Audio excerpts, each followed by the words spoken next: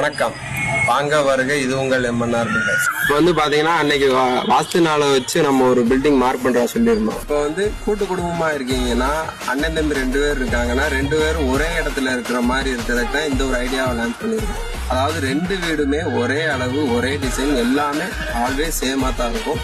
இப்போ பாத்தீங்கன்னா ஒரு சில இடத்துல வெறுமனே மெட்டல் போட்டு அப்படியே பீமை தூக்கி உட்கார வைப்பாங்க.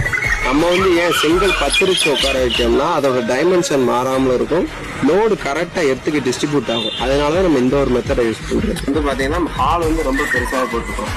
இப்போ பாத்தீங்கன்னா இது ஒரு மாஸ்டர் பெட்ரூம், அது ஒரு கிட்ஸ் பெட்ரூம் வர்ற மாதிரி நம்ம ரெடி பண்ணிருக்கோம். அதே மாதிரி இப்போ எங்கிட்ட பாத்தீங்கன்னா கார் செட்டு, அது கிச்சன் பிளஸ் ஸ்டேர்கேஸ் ரூம் வர்ற மாதிரி.